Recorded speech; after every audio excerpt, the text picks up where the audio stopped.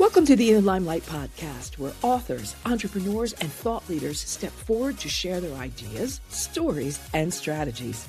I'm Clarissa Burt, inviting you into thoughtful dialogue, refined insight, and an esteemed way of living.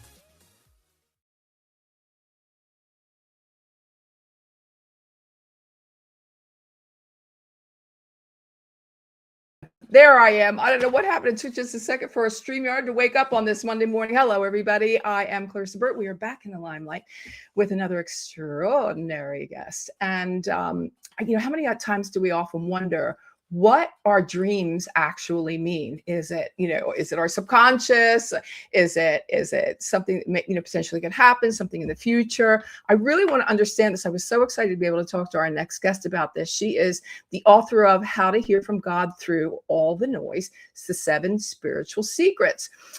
She is also an author, a coach, and a speaker, and she helps you rediscover clarity, connection, and the purpose woven into your everyday life. And how many of us have frequently wanted to know, what is my purpose? Why am I here? Everybody, welcome author Paula Kemp. Hi there. Hi. Thank you for having me today. You're so welcome. I love this kind of thing. And this kind of thing, it was a horrible thing to say. I really love what you do. Let me just say that. But the idea of, reading dreams, what they mean, and where do they come from? Is this, our subconscious? Does any of it really mean anything? And I wanted to give you, ample time to be able to answer all the questions. And you were telling me pre-show that, the work that you're doing is making some really, there's some really great success stories for people that you've been able to help. Right. Yes, I have. A lot of times people will have recurring dreams, and those are the dreams that you should particularly pay attention to, because they keep coming up and it puzzles people. Why do I keep having this dream? Because dreams can be awfully strange at times, and so we just don't know. And so I find those dreams are the ones to pay attention to. Really vivid dreams you should pay attention to.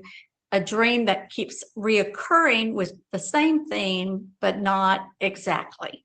And so those are the 3 types of dreams I tell the audience to pay attention to. Yeah, but there are 3 types of dreams that you say we need to pay attention to. Right. What are the 3 types? Okay, recurring dreams and dreams that seem to have the same theme, but different. And then really vivid dreams that stay with you. Understood. Okay. So evaporate with the first cup of coffee. How do you figure out what they mean or unravel the dreams? Okay. Like one lady brought recurring dreams. She kept having a recurring dream. And my daughter told her that I had taken dream interpretation classes, that I might be able to interpret her dream. So she brought it to me, and I said, really, I don't want to just give you an interpretation right now. I want to pray about it and see what comes to me. And so it was like 3 days later, I was doing something else when my thoughts were interrupted with the interpretation for the dream. And so I quickly wrote it down because I didn't want to forget anything about the dream, and then gave her the interpretation. And she ran off crying, came back, and then she kind of disclosed everything that had happened. But we didn't know what was going on in her life, but it was significant to her and helped her make some life choices at that moment. So she explained it to you. She sort of said, this is happening. And then how do you know what the dreams mean? You said you studied it, but how do we know exactly what the symbols are or what their meanings are? How do you put them together? Okay, let me give you an example of like her dream. She kept having a dream that she kept finding a baby abandoned in a house. She would rescue the child, and then she would find the same child in another dream, same situation. And, her heart went out to this child. And she knew the mother was like addicted to drugs, or which I had explained when I interpreted the dream. I said, I used to be a court-appointed child advocate. So a lot of times I would go into the court and I saw cases like this. So I was very familiar with that situation. So I told her that first. And I said, what I received is that you are the baby. And God wanted you to feel how he feels about you. Those emotions that you feel for the child are what he's feeling for you. And anyway, she ran off crying, came back and said, my husband hawked my wedding ring for drugs, and he's been gone for over a week. We haven't seen him. And she said, I said, well, God's given you a reflection of how he feels, that he keeps finding you in the same situation over and over again. So she said, well, I thought that God would be mad at me if I divorced him. I made a covenant to stay married to this man. Right. I said, well, marriage is supposed to be a blessing, not a curse. Sure. And so it was like he was allowing her to make that decision to go ahead and divorce the man. She did. He never changed. He was always in the same situation, going back which endangered her and her family. Yeah. So it made her feel like he wasn't keeping her in that situation. Right. What does it mean when you just don't dream a lot at all? Right. Well, a lot of times people don't. And that's okay. We dream 4 to 6 times a night, but a lot of times people just don't remember their dreams. Yeah. If you wanted to try to, you could put some paper by your bed and put the date on it and write the dream right when you wake up. If you really, thought, let me remember what I was dreaming, write it down. Right. And you can journal it. And then maybe later on, and sometimes I'll pray, what does this dream mean? And then I will, like, for instance, I had a dream about, I was in a theater and it was really, really dark and a man was next to me, but kind of in my bubble, making me feel uncomfortable. And so I moved towards the front, towards the light. And then again, this person came next to me and so I was like, prayed about it. I said, what does this dream mean? Well, then I was watching a television program and a minister came on and he said, you keep sitting in the theater like you're watching a movie. You're supposed to be up here. And so it gave me like, I'm supposed to be speaking. I'm supposed to be talking to people. And I had been writing this book for quite a while, but I just never had felt like I was gifted in that area as being a speaker. Right. And so I kind of didn't want to be in the limelight. Yeah, exactly. Right. And the book I wrote about self-esteem, I'm not good enough, right? Yeah. Right. Who am I to think I could? Yep. I know.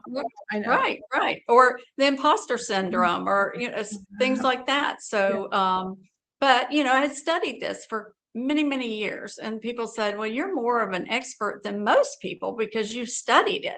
Yeah, exactly. And the reason I started studying it was because my stepson had a dream about one of his friends. I don't know if I told you this when we first spoke. Yeah. And he had a dream. He was living in Tennessee at the time. And he had a really vivid dream about one of his friends that was going to a university in Louisiana. And he just was so disturbed by the dream. He woke up, felt like it had happened because it was so vivid. And he tried calling him. He couldn't reach him. And so then he started calling the young guy's friends. They were all both in college. And they said, he's fine. It was just a dream. Why are you worried about it? And then 2 weeks, he did speak to him. And he told him, look, I had this dream. You need to stop drinking and driving. And 2 weeks later, it was exactly as in the dream. He was at the same bar. He was on the interstate. He was, going over 100 miles an hour and came up too fast on a car and his car exploded. And so, a tragic situation. Absolutely. But a lot of times science can't explain why we can have a precognitive dream. Yeah. That we can see something in the future. So they think, well, you must have seen something. You must have known something. Yeah. But he lived in an entirely different state. Yeah. So a lot of times, like I've had precognitive dreams, and so I started studying them and recognizing the symbolism in them. Yeah. I've had precognitive thoughts, not precognitive dreams, but can I share the two? I don't dream that much at all, but can I Right. share the two reoccurring that I've had in my life? One is that I can breathe underwater. Mm-hmm.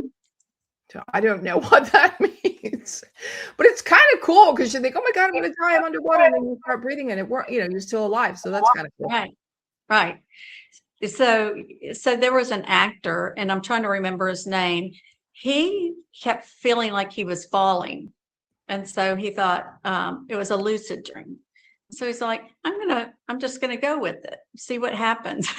And so he would go underwater, and then he would arise like the phoenix in, out of the water. Like Cool. he could hold his breath under the water, and he became one of the most recognized actors. He was from Mississippi. So, I mean, had grown up really poor. And I think it was to give him encouragement that, he could go beyond what he thought he could. Yeah. So you think that's what the water interpretation is as well? Mm-hmm. That's pretty right, cool. right. That I mean, you can go beyond what you're, don't set limits on yourself. Right. Yeah.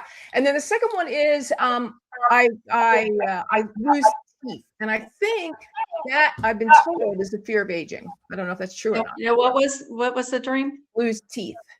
Oh, that's really common. And dream. I have not had that dream, but they say that it's very common. And it's like what I recognize it as is don't swallow something whole. Like, your teeth are to help you chew on things, and you're not swallowing something whole. So it may be somebody that's in your life that you need to kind of reassess. Now, it could be different for you. I mean, not all interpretations, it has to be significant for you. Yeah. So you might analyze when you're having that dream, what's going on in your life. Can you demonstrate a dream interpretation? Sure. There was a gentleman that he said, I don't believe in all this. I've had a recurring dream for years, and it doesn't make any sense. I don't believe in this. And so I said, well, tell me what your dream is. And he said, well, in my dream, I'm afraid of not, being able to graduate college. And he said, but I graduated college. So why do I keep having this dream? And I said, well, you were Burt. You worry all the time. And I mean, I didn't know this gentleman, but I said, you worry all the time. You worry about losing your job, paying the rent. And I just named all these things. Yeah. And I said, every time you were worried about that dream would occur. It's going to be okay. You made it through college. You thought that back then, you're okay. And so after I interpreted it, he was like, yes, that is me. Yeah, it's very powerful work. I mean, I think a lot of people, I remember buying a book once about, dream interpretations and what they mean, but, it didn't really, some of the things that, I don't dream that much, but I was a little leery to believe that, it wasn't just a woo-woo as opposed to a science. And it's really interesting to hear your take on this. You're saying people should dream, write it down, and then what? They can work with you on obviously what they think. How would they get in touch with you? Well, they could go to my website, 7spiritualsecrets.com. Right. Mm-hmm. And my contact's on there. So if they just want to, message me, send me an email, I'll be happy to help them with their dream interpretation. Right. So we're talking about your book, How to Hear from God Through All the Noise, and the 7 Spiritual Secrets. Can you share any of the secrets with us? Yes. Like wisdom, knowledge. So you want to, for me, you need to, there's something breathing us. We're not here on our own. And so I seek a higher power. So when I'm trying to interpret a dream, I will seek that higher power to just, to discern that dream. What's the dream about? Because I don't want to do it on my own interpretation. And when I do that, I find that it can be very amazing. So I'm glad that I didn't do it on my own and that I sought the wisdom. And so a lot of times that will come to me when I least expect it. And so it is like an interruption to what I'm doing. And then I know it's like a download. So the first thing is to write it down. Also, seek that higher power and ask, and just in the asking, and then let it go, and then the messages will come to you. Right. So let me give you one example of one time I had a dream that was a precognitive, is what I would call it. And I woke up and it was so vivid and it was just strange. Dreams can be so strange. Yeah. And so one thing to pay attention to, who's in the dream? What's going on in the dream? What are the symbols that stand out in the dream? And that's going to help you interpret it. Right. So in the dream, it was my father was in the dream, and he was in a new place. It wasn't his home. It was like an estate, beautiful springtime. And I had the dream in January. So it was really cold out, but fresh, new green citrus colored leaves coming out. And it was like pastures, rolling hills, beautiful. It's just gorgeous. But there was a tiger in his front yard, and I sensed he felt like it was okay and that he wasn't in danger. And I was trying to tell him, you're in danger. And he was telling me, I'm okay. Don't worry about me. And it was in his front yard. And so I quickly looked up, what does tiger mean? I have like a little book symbolism. Right. And so tiger was in dark, bold type, danger. So think of that universally. If anybody walked out in their yard and they saw a tiger, you feel like you're in danger. So that's kind of a universal symbol that we all would feel that. Yeah, for sure. So it's about my dad. So he's in danger and I'm concerned. And front yard, front door normally means future, your future. So I woke up. And also I looked at what's new home mean, and it gave me like 2 Corinthians chapter 5, which is all about death and about having a new home. So I thought, well, I need to call him and check on him, but I knew he got up at the crack of dawn to go work out, and then my mother would be sleeping. So I put it off. I was at a conference call at my office, and my assistant came running in like at 8:30 and said, you need to leave. Your dad just had a massive heart attack. Oh, wow. And so I got in my car and I just was like, oh my gosh, that dream was preparing me for what was going to happen today. Yeah. And so I prayed because I was like, I don't know what's best for my father. I don't know what condition he's going to be in. Yeah. And so I prayed and said, let your will be done because you know what's best for him. And I just had this incredible peace over me after I said that. And then I went to the hospital, and the cardiologist came out and said he had 100% blockage. And he said because he was working out next door, he said, we were able to get him within that hour and a half. And so that night, I went back and looked at the scripture, read my daily devotional, and it said, you have no idea how much power you give me when you love and trust me to do my will. And it was like, oh my, just all of that all together. And so it's really amazing.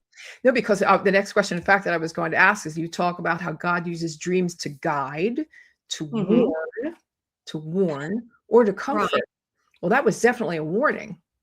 Right. And so like the boy that passed away in the car accident, what intrigued me was that mother had that child in church every Sunday. Yeah. And that was something that the ancient historians, Yeah. I mean, Babylonian, Egyptians, Chinese, Romans, you name it, they always felt like dreams were of a deity. Not all dreams, but some dreams that stayed with them, they would have them interpreted.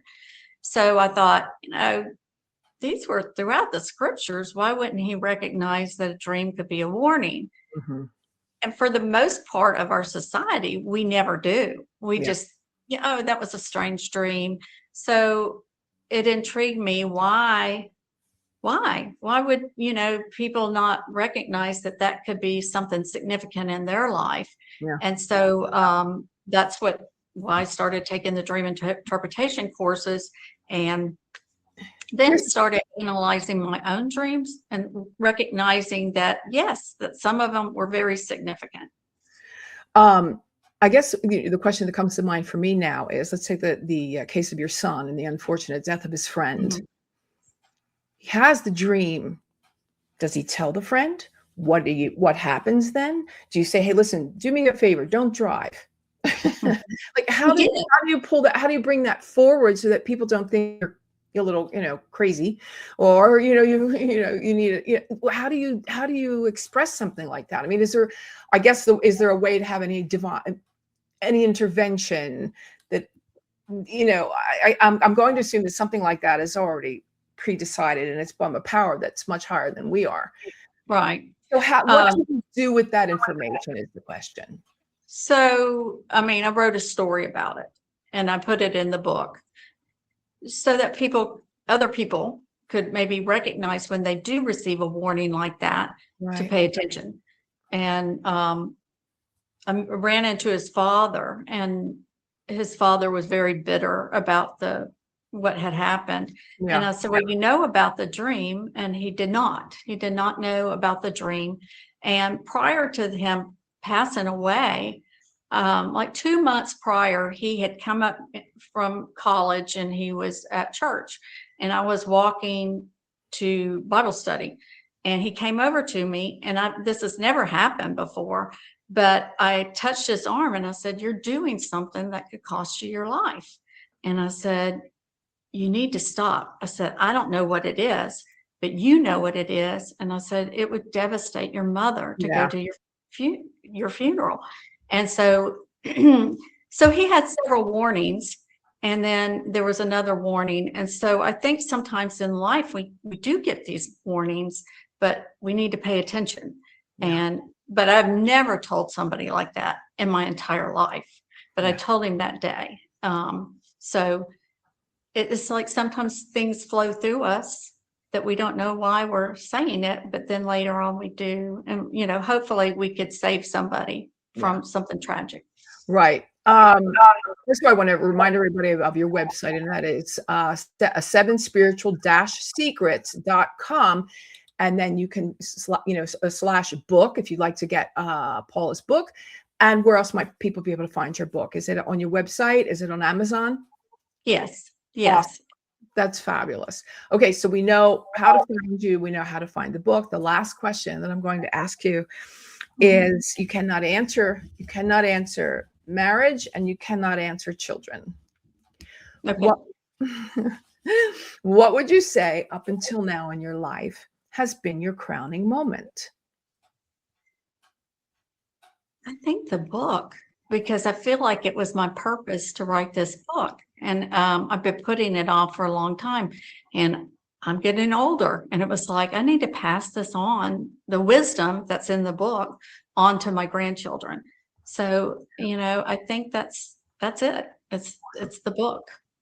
Well, Paula, thank you so much for being here. I love this. I absolutely couldn't wait to talk to you, because I just think it's such an exciting subject matter, and the work that you're doing obviously is helping people, and that's really what I think my purpose is too. So I'm very excited to have you here. Thank you so much for all of your information. I'm going to ask you to stay right there where I say goodbye. Okay.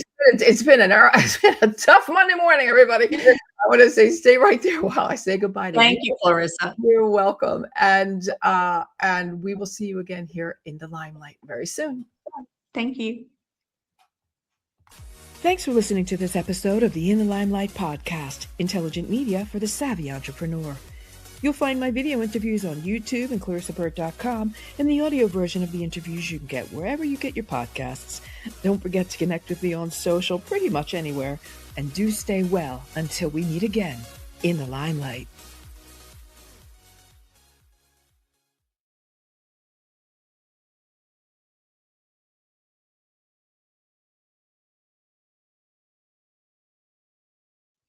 There you are. Okay, fantastic. Okay, good. I think it went really well. It went really well. It still is going because I have to figure this is a new StreamYard thing that they added, and I don't know how to get out of. I don't know how to get out of playing it twice. I thought it would go many different directions, but I never thought it would just go. And we spent like almost 25 minutes just on that. Yeah. I thought I would have brought up, some of the, modern dreamers that have. You can do that. If you want to do that right now, and then I'll just cut this all out. Okay. So what was the question? Okay, hold on. I think it was a question that was on here, if I'm not mistaken, isn't it? Yes. Okay, hold on. Let me ask you the question, and then I'll make a note of myself to cut this all out, and I'll fix it so it'll be just perfect. Well, just, however you want to do it is fine. Yeah. Okay, so here we go. Ready? Okay. So, Paula, who are some of the famous sleep dreamers who changed the world? Okay. Nobel Prize winner Niels Bohr he was trying to solve the problem of the structure of the atom, and he went to sleep and saw the structure of the nucleus and the neurons moving around it. Also, there was another Nobel Prize winner that said that he discovered the transmitters in the mind, that they were being transmitted by a chemical, and he saw the experiment in a dream and woke up immediately and ran to the lab to perform the experiment of how to discover that. Wow. And so also, a lot of creatives have written songs like George McCarthy. We have Sting. Sting wrote the song Every Breath You Take. Yeah. Paul McCartney wrote Yesterday. So creatives like Frankenstein was from a dream. So many dreamers. Larry Tape with Google, he discovered the internet, or putting it all together, the web worldwide. And so that was all through a dream. And so pay attention to your dreams. They could, like Larry Tape, they can make you a lot of money. So ready to go back to sleep, everybody. Yeah, go back to sleep. Just sleep a little more, everyone, and pay attention to your dreams is the message here. Pay attention. And then, again, as Paula says, a really cool idea. Just write them down and see if there are, I suppose, any common denominators. And then with Paula's book, and her help, you can figure out kind of what's going on with your subconscious, and potentially, as we had said before, you can comfort, warn, and guide your life through dream interpretation. All right, Paula, that's it for now. I want to thank you so much for being with us, and we're going to say goodbye to you now. Thank you, Clarissa. I'll send you the links as soon as this is rendered. Okay, thank you. Thanks. Okay, here we go. Pay out. Thanks for listening to this episode of the In the Limelight podcast, intelligent media for the savvy entrepreneur. You'll find my video interviews on YouTube and ClarissaBurt.com, and the audio version of the interviews you can get wherever you get your podcasts. Don't forget to connect with me on social pretty much anywhere, and do stay well until we meet again in the Limelight.